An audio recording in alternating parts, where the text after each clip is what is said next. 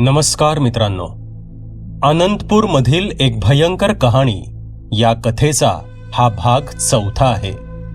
जर तुम्ही कथेच्या आधीच्या भागांचे व्हिडिओज न बघता थेट या व्हिडिओवर आला असाल तर हा व्हिडिओ पाहण्याआधी या कथेच्या आधीच्या भागांचे व्हिडिओज आधी पहावेत.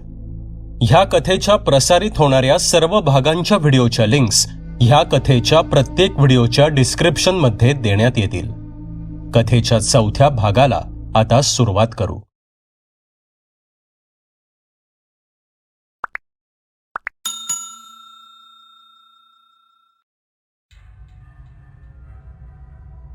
माझ्या डोळ्यातलं पाणी सुकून गेलं होतं.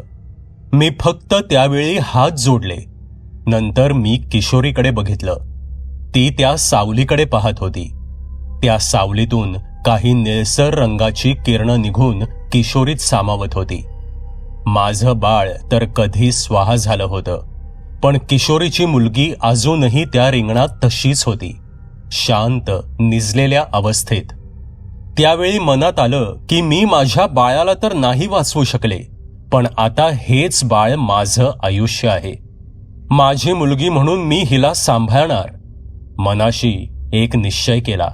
मग मी आवाज न करता त्या रिंगणाजवळ गेले आणि हलकेच त्या चिमुरडीला उचललं. कुठलाही आवाज न होऊ देता मी खोलीच्या बाहेर पडले.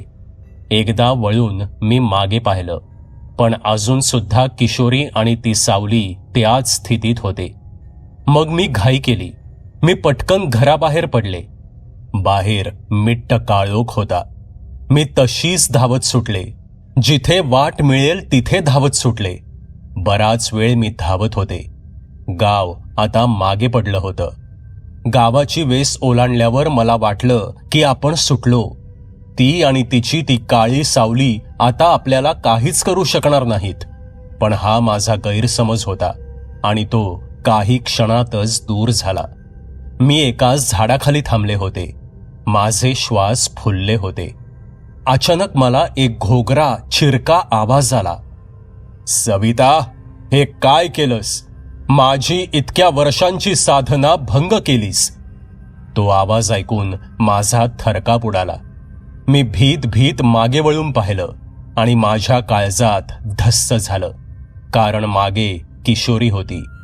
तिचं रूप पूर्णपणे बदललं होतं. तिचे मोकळे केस हवेत उडत होते. चेहरा काळवंडला होता. चेहऱ्यावर जागोजागी चिरा पडल्या होत्या. डोळे पांढरे झाले होते. ती भेसूरपणे म्हणाली, बघ काय केलंस तू. माझी साधना भंग केलीस म्हणून त्याने माझा बळी घेतला. तुझ्यामुळे आणि या कार्टीमुळे माझं स्वप्न अर्धवट राहिलं. आता मी तुला आणि हिला दोघींना सोडणार नाही. असं म्हणत ती चिरक्या आवाजात मोठमोठ्याने हसू लागली. पण मग माझ्या पायात कुठून बळ आलं माहीत नाही. मी पुन्हा धावू लागले, पण ती देखील माझ्याशी खेळत होती. तिचा वेग माझ्यापेक्षा जास्त होता. ती कधी माझ्या पुढे येऊन उभी राहायची तर कधी माझ्यापासून लांब जाऊन एकदम क्षणात जवळ यायची. मी खूप घाबरले होते. बाळाला कवटाळून मला धावणं जड जात होतं आणि ती मात्र माझी मस्करी करत हसत होती. मी वाट सुटेल तिकडे पळत होते. असंच पळता पळता मी रस्त्याच्या कडेला असलेल्या एका दगडाला ठेचकाळून पडले. माझा अंगठा फुटला होता. रक्ताची धार लागली होती. पण नशिबाने मी पाठीच्या बाजूने पडल्याने बाळाला काहीही झालं नाही. पण जेव्हा मी किशोरीकडे पाहिलं तेव्हा मला प्रश्न पडला की हिला काय झालं. कारण तिने जे काही रौद्र रूप धारण केलं होतं ते पूर्ण निघून गेलं होतं आणि समोर होती ती हतबल झालेली किशोरी, जी या क्षणाला माझ्याकडे रागाने पाहत होती. तोच माझ्या कानावर शब्द आले, अल्लाह मालिक है. तो आवाज ऐकताच मी मागे वळून पाहिलं. मागे एक दर्गा होता.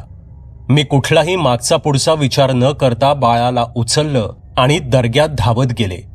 समोर एक फकीर बसला होता.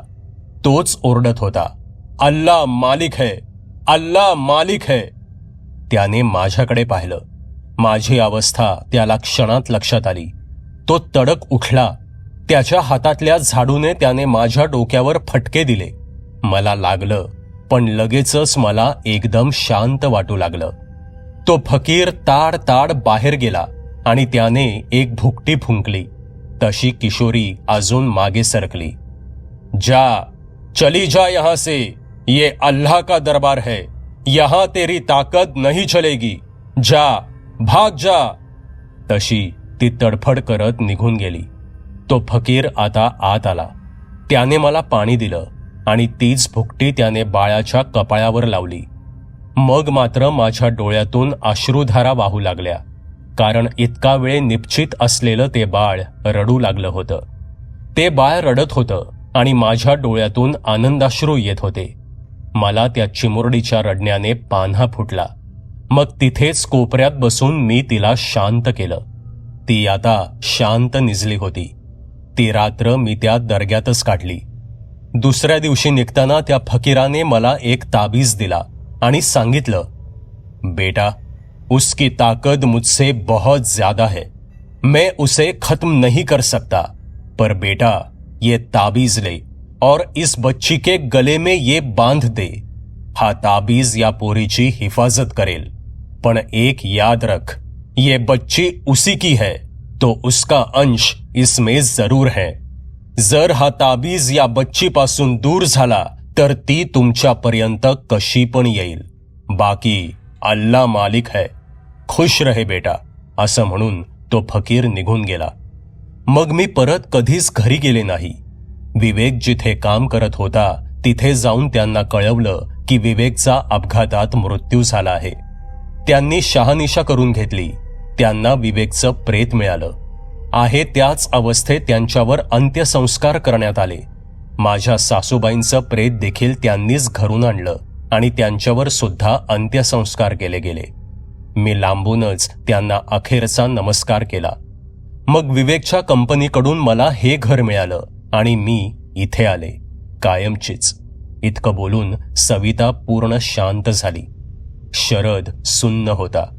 त्याची नजर खिडकीबाहेर शून्यात गुंतली होती. काही क्षण शांततेत गेले. शरदने बाहेर नजर ठेवतच विचारलं, तुमच्या गावाचं नाव काय? आणि सविताचं उत्तर ऐकून हाताची घडी घालून बाहेर बघत असलेला शरद दचकला आणि त्याने भीतीने सविताकडे पाहिलं, कारण जमिनीवर नजर खेळवून बसलेली सविता उत्तरली होती, अनंतपूर. किशोरी नलूशी बांधली गेली होती, कारण त्यांचं रक्ताचं नातं होतं. या क्षणी नलू औषधामुळे गुंगीत होती, झोपेत होती. अर्थात नलूची ही झोप नैसर्गिक नव्हती, त्यामुळे किशोरीला तिच्या शरीराचा वापर करता येत नव्हता आणि नलू झोपलेली असल्याने किशोरीला हलता येत नव्हतं. ती आता नलू सोबत तडफड करत पडून राहिली होती, पण तिला तिचा भूतकाळ आठवत होता. त्यावेळी तिच्या लग्नाला जेमतेम 2 वर्ष झाली होती. एकदा किशोरी संध्याकाळच्या वेळी मंदिरात चालली होती. रस्त्याने जात असताना 2 बायका सुद्धा ज्या रस्त्याने किशोरी चालली होती त्याच रस्त्याने तिच्या विरुद्ध दिशेने येत होत्या. त्यातील एक स्त्री वयस्कर होती. तिने नऊवारी नेसली होती, तर दुसरी स्त्री तरुण आणि गरोदर होती. तिने साधी 6 साडी नेसली होती. किशोरीची आणि त्या वयस्कर महिलेची नजरानजर झाली आणि किशोरीने स्मितहास्य केलं.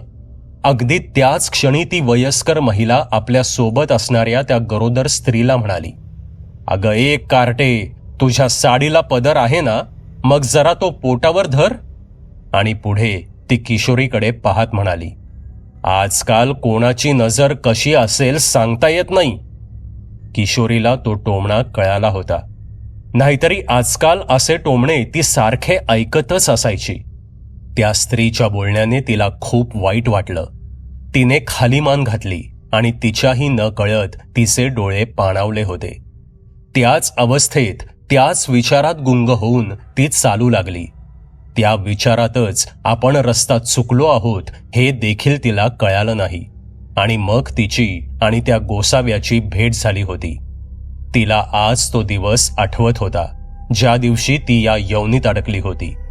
जसं त्या काळपट सावलीने त्या रिंगणात ठेवलेल्या बाळाकडे बोट दाखवलं तसं फट स्वाहा मालक, हा तुमचा पहिला नैवेद्य, असं म्हणत तिने सविताचं बाळ पुढे केलं होतं आणि आशाळभूत नजरेने ती त्या सावलीकडे पाहत होती. जसं त्या सावलीने पहिला बळी घेतला तसे तो सैतान खुश झाला होता आणि खुश होऊन त्याने किशोरीला काही शक्ती प्रदान केल्या होत्या. त्या जटिल शक्ती होत्या. त्या मिळवण्यासाठी कितीतरी वर्षांची साधना लागते, पण किशोरीला मात्र त्या सहज मिळाल्या होत्या. दृष्टीमार्फत त्या शक्ती तो सैतान किशोरीला देत होता. एक काळसर निळ्या रंगाची रेष त्या सैतानाच्या डोळ्यातून निघून किशोरीच्या नजरेत सामावत होती. जसे तो सैतान किशोरीला शक्ती देऊ लागला तसे किशोरीच्या डोळ्यांचा रंग बदलू लागला होता. अंगाचा थरकाप उडू लागला होता. घामाच्या धारा वाहू लागल्या होत्या. तिचं अंग सुद्धा आगीसारखं लाल होऊ लागलं होतं. कदाचित तेवढंच तापलं देखील होतं. पूर्ण शक्ती ग्रहण करून झाल्यावर तिने डोळे बंद केले. जेव्हा तिने पुन्हा डोळे उघडले तेव्हा तिच्या घाऱ्या डोळ्यांचा रंग बदलला होता. तिची बुबुळं आता काळ्या निळ्या रंगाची झाली होती. पण तोपर्यंत सविता सुटली होती आणि ती त्या बाळाला घेऊन निघून गेली होती. त्या शक्ती तिच्यात सामावत असल्या कारणानं तिला हे समजलंच नव्हतं. तेव्हा ती तिच्याच धुंदीत होती. मध्ये किती वेळ गेला हे कळलंच नव्हतं. सर्व शक्ती ग्रहण करून झाल्यावर तिने काही क्षण डोळे मिटले आणि मग जेव्हा त्या सैतानाने दुसरा बळी मागितला तेव्हा किशोरी दुसऱ्या रिंगणाकडे वळाली. पण ते रिंगण रिकामं होतं. ते पाहून तिला धक्काच बसला. क्षणाचा विलंब झाल्याने तो सैतान चिडला.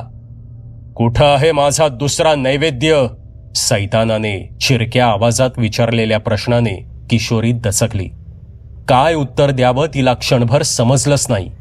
त्या सैतानाचा तो चिडका आवाज ऐकून भीत भीत किशोरी म्हणाली, मालक थांबा, लगेच देते, असं म्हणत किशोरी उठू लागली. तोच पुन्हा तो घोगरा आवाज आला, पण त्या आवाजात संताप होता. तुला असं जाता येणार नाही. अशी अर्धवट क्रिया करून तू मला फसवतेस. खोटं, माझ्याशी खोटं. सोडणार नाही, तुला मी सोडणार नाही, असं म्हणत त्या काळ्या सावलीने किशोरीसमोर स्वतःच्या टोकदार नखांचा पंजा धरला आणि किशोरीचा आत्मा तिच्या शरीरातून बाहेर पडला. काळ्या शक्ती मिळालेल्या असल्याने तिचा आत्मा गढूळ झाला होता, काळवंडला होता. त्या आत्म्याला त्या सैतानाने काहीच केलं नाही, मात्र तिचं शरीर त्या सैतानाने फस्त केलं आणि किशोरी मात्र फक्त पाहत राहिली. तिचा आत्मा मुक्त होऊ शकला नाही.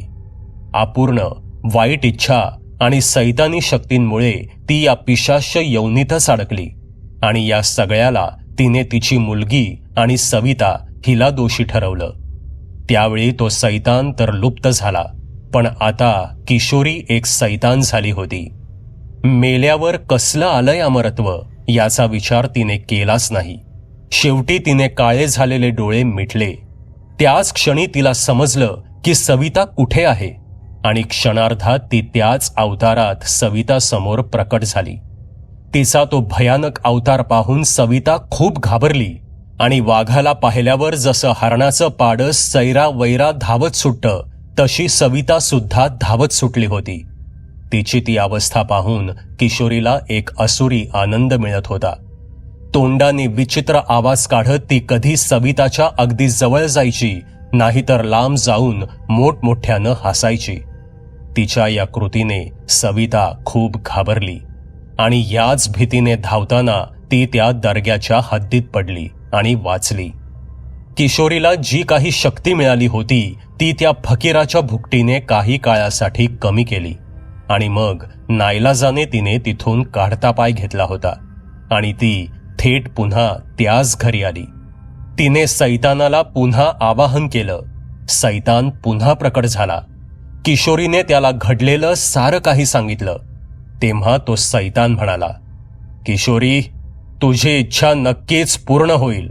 जा, माझी सेना तयार कर, अंधाराचं साम्राज्य निर्माण कर. मी आहे सोबत. जा.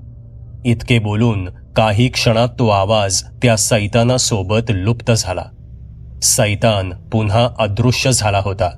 पण जाताना त्याने किशोरीला आपलं शिष्यत्व दिलं होतं. सैतानाने दिलेल्या गुलामगिरीला तिने शिष्यत्व समजलं होतं. सुडाच्या आगीत जाणाऱ्या किशोरीला हा फरक जाणवला नाही आणि अनंतपूरच्या त्या जंगलात तिने तिचं साम्राज्य पसरवायला सुरुवात केली. कधी वाटसरू, कधी गाडीने प्रवास करणारे प्रवासी, एवढंच काय, तिच्या हद्दीत पाऊल ठेवणारे प्राणी पक्षी देखील तिच्या कचाट्यात सापडू लागले. त्यांचाच वापर ती पुढच्या शिकारीसाठी करत असे. तो भाग हळूहळू निर्मनुष्य झाला. लोक त्या भागात जायला घाबरू लागले. पशुपक्षी तिथे येईनासे झाले. अनेकांना किशोरीने स्वतःचं गुलाम केलं होतं. त्यांचाच वापर ती पुढच्या शिकारीसाठी करत होती. खरं तर तिचा मृत्यू 8 वर्षांपूर्वीच झाला होता. पण डोक्यावर सैतान बसला म्हटल्यावर अमरत्व कशात आहे याचा विचार त्यावेळीच काय, आत्ता देखील तिच्या विचारात सुद्धा कुठे नव्हता. असो, तिला आता बळी घ्यायचा होता, तो फक्त आणि फक्त या दोघींचा. इकडे सविताचं बोलून झाल्यावर तिने पुन्हा एकदा पाणी प्यायलं आणि घड्याळाकडे बघितलं. नलूला झोपून 2-2.5 तास झाले होते. दादा, मी निघते. नलूला जाग आली तर घर डोक्यावर घेईल ती. सविता पुन्हा पुन्हा घड्याळात पाहत बोलत होती. खरं तर ती आता खूप घाबरली होती. स्वतःच्या घरी जायला तिला भीती वाटत होती. ताई, आता तुम्ही पूजा करता का नाही घरात? शरदने सहज विचारलं. पण त्याच्या या प्रश्नाने न जाणे कसे पण सविताला घरात सुरक्षित राहण्याचा एक मार्ग सापडला. नाही, मला तर आठवत सुद्धा नाही की मी कधी नमस्कार केला देवाला, सविता म्हणाली. ताई, तुम्ही आजपासून पूजेला सुरुवात करा. बाकी मार्ग आपोआप मोकळा होत जाईल असं मला मनापासून वाटतंय. बघा एक प्रयत्न करून, शरद म्हणाला. त्याचं हे बोलणं पूर्ण झाल्यावर सविताने शरदचा निरोप घेतला आणि ती परत घरी आली. नलूची तब्येत खूप खराब वाटत होती. ती अजूनही गाढ झोपेत होती. तिच्याकडे आत्ता जर कुणी पाहिलं असतं तर त्याला असं वाटलं असतं की ही चिमुरडी बऱ्याच दिवसांनी शांत झोपली आहे. किशोरी तशीच बेडवर पडून होती. नलू हलत नसल्याने तिलाही हलता येत नव्हतं. तिने जेव्हा त्या ड्रायव्हरचा पहिला बळी घेतला तो दिवस आठवला. तो ड्रायव्हर जेव्हा मुलींना उतरवत होता तेव्हा त्याच्यापासून वाचण्यासाठी नलूनं उडी मारली आणि तिच्या गळ्यातला तो ताबीज बसच्या दाराला अडकला आणि तेच इकडे किशोरीला समजलं. त्या क्षणापासून ती संचार करण्यासाठी मुक्त झाली होती. पण किशोरीचा आत्मा खेचला गेला आणि ती थेट नलूच्या शरीरात सामावली आणि क्षणात नलूचे निळ्या रंगाचे डोळे घारे झाले आणि तिने पहिला बळी घेतला तो त्या बस ड्रायव्हरचा. किशोरी नलूच्या शरीरात सामावल्यामुळे तिची शक्ती कमी झाली होती. नाही म्हटलं तरी नलू अवघी 8 वर्षांची चिमुरडी.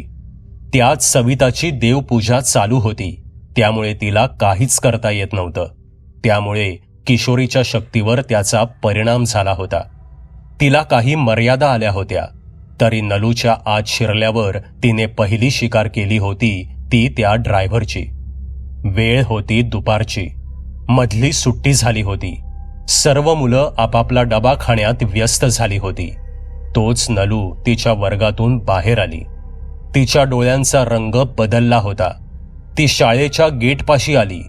तिने इकडे तिकडे पाहिलं. तिला तो ड्रायव्हर बसमध्ये बसलेला दिसला. ती त्याच्याकडे जाऊ लागली. वॉचमनने अडवल्यावर तिनं सांगितलं की तिचं ड्रायव्हर काकांकडे काम आहे. तिने ड्रायव्हरला हाक मारली. तसा ड्रायव्हर नलूकडे पाहताच संमोहित झाला आणि तिच्या मागे मागे निघाला. जेव्हा तो संमोहनातून बाहेर आला तेव्हा नलू त्याच्या छातीवर बसली होती. त्याच्या तोंडावर कितीतरी घाव झाले होते. ते बहुतेक नखांचे होते. पुढच्या क्षणी त्याचा आवाज निघायच्या आत नलूने नुसत्या हाताने त्याच्या गळ्यावर वार केला. रक्ताचं अजून एक कारंज उठलं. ते नलूच्या आत असलेल्या किशोरीने चाटून घेतलं. एक थेंब तिने नलूच्या अंगावर उडणार नाही याची काळजी घेतली होती. ड्रायव्हर गतप्राण झाला होता. एक खुनशी हास्य करत ती वर्गात परत गेली. असा काहीसा तो प्रकार घडला होता. शरदच्या घरून सविता घरी आली. घरात आल्या आल्या तिने परत एकदा अंघोळ केली. देव्हारा स्वयंपाकघरात होता. ती देव्हाऱ्यासमोर उभी राहिली. देव्हाऱ्याची अवस्था बघून तिला स्वतःलाच नवल वाटलं. देव्हाऱ्यात धुळीचा भला मोठा थर साचला होता. जणू काही वर्षानुवर्ष पूजाच झाली नसावी. तिने सगळी धूळ साफ केली. दोन्ही फोटो तिने स्वच्छ पुसले. गंध फुलं अक्षदा वाहून पूजा केली आणि देव्हाऱ्यात दिवा पेटवला. उदबत्ती लावली. तिला स्वतःला आता खूप बरं वाटत होतं. पण जशी ती उदबत्ती लावून बाहेर आली तसं तिला फार नवल वाटलं. कारण जशी उदबत्ती लावून ती स्वयंपाकघराच्या बाहेर आली तसा त्या उदबत्तीचा धूर स्वयंपाकघरात धाव घेऊ लागला. जणू त्याला त्या स्वयंपाकघराच्या बाहेर येण्याची परवानगीच नव्हती. पुढच्या काही क्षणात ती लावलेली उदबत्ती आपोआप विझून गेली, अगदी पाणी ओतल्यासारखी. इकडे नलूला आता जाग येऊ लागली होती. तिला जागं होताना पाहून किशोरी खुश झाली होती. दुपार उलटून आता संध्याकाळ बाल्कनीच्या दारातून टोकावत होती. पुढच्या येणाऱ्या संकटाची चाहूल घेऊन रात्र चोर पावलांनी थोड्याच वेळाने सर्वत्र पसरणार होती आणि पुन्हा किशोरीचा तोच किळसवाणा खेळ सुरू होणार होता. का कुणास ठाऊक, पण शरदला आज रात्री काहीतरी वाईट घडणार असंच वाटत होतं. त्यामुळे त्याच्या मनात सतत धाकधूक सुरू झाली होती. काहीच वेळात सूर्य अस्ताला गेला आणि काळोखाने आपले पंख पुन्हा सर्वत्र पसरले आणि इकडे दिवसभर झोपलेली नलू आता जागी झाली आणि तिच्याच बाजूला सविता मात्र शांत झोपली होती. साधारण 2 वाजले होते. सर्वत्र अंधार पसरला होता. रातकिड्यांची किरकिर सुरू होती. बाहेर घुबडाचा चित्कार ऐकू येत होता. अंधारात एका कोपऱ्यात एक काळी सावली उभी राहून पलंगावर झोपलेल्या निरागस नलूकडे पाहत होती. हळूहळू ती काळी आकृती नलूच्या दिशेने मार्गस्थ झाली आणि नलूच्या शरीरावर ओणवी होऊन तिने नलूच्या शरीरात प्रवेश केला. थोडा झटका लागल्यासारखं नलूचं शरीर थरथरलं. तिने डोळे उघडले. तिचे निळे डोळे आता घारे झाले होते. किशोरीने आता नलूचा ताबा घेतला होता. तिने एकदा शेजारी झोपलेल्या सविताकडे पाहिलं आणि एक खुंची हास्य करून ती पलंगावरून खाली उतरून खोली बाहेर पडली. वेडीवाकडी पावले टाकत ती हॉलमध्ये येऊ लागली. तसं तिला प्रचंड जळजळल्यासारखं झालं. तिच्या अंगाची आग आग होऊ लागली होती. त्याला कारण होतं गुरूंच्या फोटोसमोर तेवणाऱ्या त्या दिव्याचा प्रकाश. तो दिवा जरी स्वयंपाक खोलीत असला, त्या दिव्याच्या प्रकाशाला बाहेर येण्यास परवानगी नसली तरी त्या दिव्याचं अस्तित्व तर होतंच, जे किशोरी टाळू शकत नव्हती. तिला मोठा धक्काच बसला. ज्या मोहिनी विद्येचा वापर करून मी आजवर देवपूजा थांबवली होती, ती मोहिनी तुटलीच कशी, हा प्रश्न तिला पडला होता. त्या दिव्याच्या नुसत्या असण्याने तिला त्रास होत होता. झरकन ती त्या दारासमोरून गेली आणि हॉलमध्ये आली आणि हॉलमधून बाल्कनीत आली. तिची नजर शरदच्या बाल्कनीकडे गेली आणि वेडे वाकडे पाय टाकत शिकार करण्यासाठी ती शरदच्या घराच्या दिशेनं निघाली. शरद रात्रीचं जेवण करून त्याच्या खोलीत न झोपता बाहेर हॉलमध्ये आसावरीच्या फोटोसमोर झोपला होता. भीती म्हणा किंवा काळजी म्हणा, ती कितीही प्रमाणात असली तरी निद्रादेवीने त्याला आपल्या कुशीत घेतलं होतं. तो गाढ झोपला होता. किशोरी भिंतीवरून सरपटत जात शरदच्या घराच्या बाल्कनीतून आत प्रवेश करणार होती आणि आपल्या अस्तित्वाबद्दल ज्याला जाणीव झाली आहे त्या शरदचा ती आता बळी घेणार होती. रागाने तिचे घारे डोळे लाल झाले होते. ती पुन्हा भिंतीवर पालीसारखी चिकटली आणि भिंतीवरून सरपटत जात ती शरदच्या घराच्या बाल्कनीत अखेर शिरली. नुसत्या नजरेच्या इशाऱ्याने तिने बाल्कनीचं दार उघडलं आणि तिने शरदच्या घरात प्रवेश केला. शरद हॉलमध्ये झोपला होता. सविताचं आणि त्याचं किशोरीला थोपवण्यावरून बोलणं झालं होतं. गरज लागली तर दुसऱ्या दिवशी शरद एकटाच अनंतपूरला जाणार होता. आसावरीच्या बाबतीतली एक गोष्ट त्याने सविताला सांगितली होती. तो म्हणाला होता, ताई, जेव्हा आसावरीच्या बाबतीत हे सारं घडलं त्यावेळी आसावरीचं प्रेत पोस्टमॉर्टमसाठी नेलं गेलं. रडून रडून माझी हालत खराब झाली होती. आसावरीवरून माझी नजर हटत नव्हती, ना डोळ्यातील पाणी आटत होतं. तिचं प्रेत घेऊन जात असताना तिच्या प्रेताच्या मागे मी सुद्धा चाललो होतो. तसं अचानक कुणीतरी माझा हात पकडला आणि मला मागे खेचलं. असं अचानक काही झाल्याने मी थोडा घाबरलो. मी समोर पाहिलं तर एक गृहस्थ उभे होते. मागे चोपून बसवलेले सफेद सोनेरी केस, भरदार दाढी आणि मिशी, काळे डोळे, भव्य कपाळ आणि दोन्ही भुवयांच्या मधोमध चंदनाचा गोल टिळा. उंची जेमतेम माझ्या एवढीच, पण शरीर कमवल्यासारखं वाटत होतं. सफेद कुर्ता आणि सफेद धोतर परिधान करून गंभीरपणे ते माझ्याकडे पाहत होते. हिचा मृत्यू अनंतपूरच्या जंगलामध्ये झालाय ना? त्यांनी अतिशय गंभीर आवाजात मला विचारलं. मला काय बोलावं काही समजत नव्हतं, कारण तिचा मृत्यू कुठे झाला हे ह्यांना कसं माहीत, हा विचार माझ्या मनातून समकून गेला. तसे ते पुढे म्हणाले, माझ्यापासून काही लपत नाही पोरा, पण मी आता जे काही सांगतोय ते नीट लक्ष देऊन ऐकून घे. तिच्या प्रेतावर सायंकाळ व्हायच्या आधीच अग्निसंस्कार करावे लागतील, नाहीतर या पोरीचा आत्मा अनंत काळासाठी अडकून राहील. इतके बोलून ते तिकडून तडक निघाले. मी फक्त त्यांच्या पाठमोऱ्या आकृतीकडे पाहत राहिलो. तेवढ्यात एक जण माझ्या समोर आला आणि म्हणाला, गुरुजींनी तुम्हाला आत्ता जे काही सांगितलंय ते लवकर करून टाका. खूप सिद्ध पुरुष आहेत ते. आत्ता माझ्या विनंतीला मान देऊन ते इकडे आले होते. माझ्या मुलाला इकडे 3 दिवसांपूर्वी भरती केलं होतं. प्रचंड तापलेला होता तो, पण काही केल्या त्याचा ताप जात नव्हता. गुरुजी स्वतः आले आणि त्यांनी माझ्या लेकाच्या डोक्यावरून हात फिरवला आणि काय चमत्कार! तापाने बेशुद्ध झालेला माझा लेक शुद्धीवर आला आणि गेल्या 3 दिवसांचा ताप कमी झाला. आता तो व्यवस्थित आहे. हे गुरुजी लोकांच्या मदतीला सदैव तत्पर असतात. इतके बोलून त्या इस्माने गुरुजी ज्या वाटेने गेले होते त्या वाटेकडे हात जोडून नमस्कार केला आणि तो प्रसन्नपणे हसत तिथून निघून गेला. पण त्याच्या बोलण्याने माझ्या मनात त्या गुरुजींबद्दल कुतूहल निर्माण झालं. त्यांना बरेच लोक ओळखत असल्याने मला त्यांचा पत्ता मिळवायला फार वेळ लागला नाही. मी त्यांचा पत्ता घेतला आणि त्यांच्या घरी निघालो. त्यांचं घर म्हणजे विटाने बनवलेली एक छोटी खोली होती. मी दरवाजा वाजवला तसे आतून दरवाजा उघडल्याचा आवाज आला. समोर स्वतः गुरुजी उभे होते. त्यांनी मला आत येण्यास खुणावलं. मी आत गेलो. आतमध्ये गरजेला लागतील एवढ्याच वस्तू होत्या. खोलीत एक पिवळा दिवा लावला होता. मी काही बोलणार तेवढ्यात त्यांनी हाताने मला थांबायला सांगितलं आणि ते बोलू लागले, मला माहीत आहे तू कशासाठी इकडे आला आहेस, पण तुझी समस्या यापेक्षा कितीतरी मोठी असणार आहे. तुला झुंज द्यायची आहे आणि ती सुद्धा एका महाभयानक शक्तीसोबत. मी आहे तुझ्यासोबत. त्यांनीच आसावरीवर अंतिम संस्कार करायला मला मदत केली. निघताना त्यांनी मला त्यांचा नंबर दिलाय. उद्या मी त्यांना फोन करतो.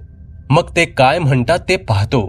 जर गरज वाटली तर मी स्वतः तिकडे जाऊन येतो आणि जे काही तिकडे घडेल ते तुम्हाला कळवतो. काळजी करू नका ताई, नलूला आपण काहीही होऊ देणार नाही.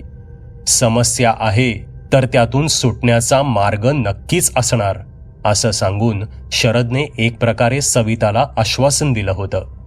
पण त्या शब्दांनी सविताला कितीतरी समाधान मिळालं होतं. आता उद्या काय होईल याचा विचार करून करून शरदचं डोकं दुखायला लागलं होतं. त्यामुळे तो आता अगदी गाढ झोपला होता. हॉलमध्ये आसावरीच्या फोटोपाशी एक छोटा पिवळा दिवा चालू होता. बाकी सगळीकडे अंधार होता. नलूच्या येण्यानं तोच पिवळा प्रकाश एकदम गढूळ झाल्यासारखा वाटत होता आणि त्या गढूळ प्रकाशात तिचं ते बिभत्स रूप अजूनच भयानक वाटत होतं. तिचे केस पिंजारलेले होते. त्यातलेच काही केस चेहऱ्यावर आले होते, अगदी डोळ्यांपुढे. त्यामुळे चेहरा अजूनच विद्रूप दिसत होता. तिने अंगात गुडघ्यापर्यंत असलेला फ्रॉक घातला होता, एखाद्या गाऊनसारखा. तिच्या हाताला आणि पायाला वेडा वाकडा पीळ पडला होता. आत्ता या क्षणी जर कुणी तिला पाहिलं असतं तर त्याची नक्कीच पाचावर धारण बसली असती आणि कोणालाही सांगून खरं वाटलं नसतं की ही नलू आहे म्हणून. तिच्या त्या पीळ पडलेल्या त्याच वेड्या वाकड्या पायांनी ती चालत चालत शरद जवळ येत होती. हळूहळू तिच्या हातांचा रंग काळा पडू लागला. तळव्यावरची बोटं आकार बदलू लागली. त्या बोटातून धारदार नखं बाहेर डोकावू लागली. एक वार, फक्त एक वार करून ती आता शरदचा फडशा पाडणार होती. एक खुनशी आनंद तिच्या त्या विद्रूप चेहऱ्याला अजून भयानक बनवत होता. तिने तिचा तो पंजा हवेत उगारला आणि त्याच्या दुप्पट वेगाने शरदच्या दिशेने आणला. धप असा जोरदार आवाज झाला. किशोरी चमकली. तिचा शरदवरचा वार हुकला होता. तिने चमकून शरदकडे पाहिलं. तो अजून सुद्धा गाढ झोपला होता. उलट तीच लांब जाऊन भिंतीवर आपटली होती.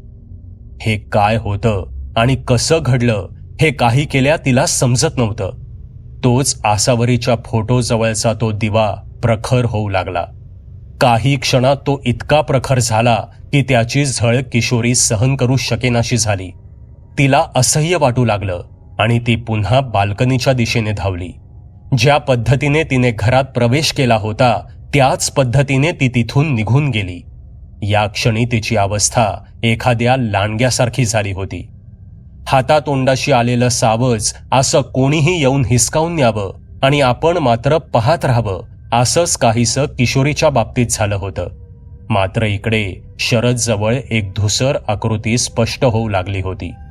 ती आकृती म्हणजे खुद्द आसावरीच होती. तिच्यावर योग्य वेळी अग्निसंस्कार झाले असल्यामुळे ती तिच्या गुलामगिरीत अडकू शकली नव्हती. पण तिचा जीव शरदमध्ये अडकला होता.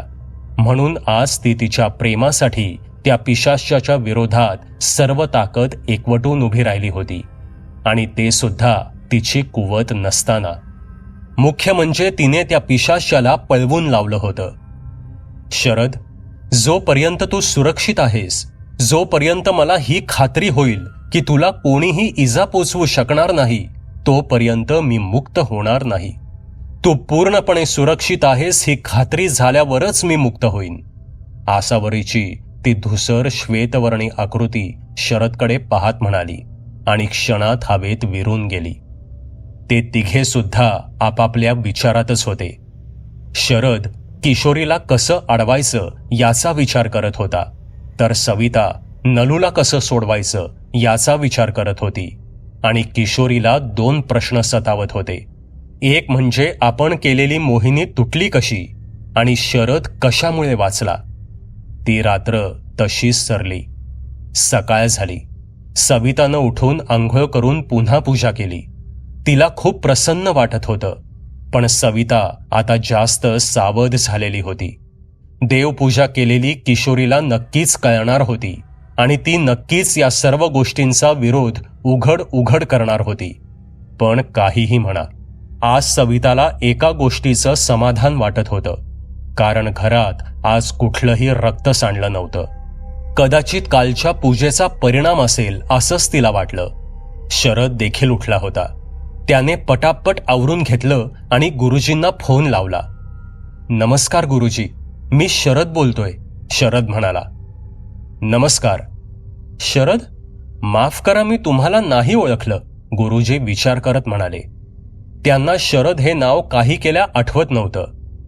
गुरुजी, आपण अनंतपूरच्या शासकीय रुग्णालयात भेटलो होतो, असं म्हणत शरदने त्यावेळी जे घडलं होतं ते थोडक्यात सांगितलं. अरे हां, आठवलं. बोला, काय म्हणताय? आज कसा काय फोन केला? गुरुजींनी स्मितहास्य करत विचारलं. गुरुजी, माझी बहीण आहे सविता. तिला एक मुलगी आहे जिचं नाव नीलांबरी आहे.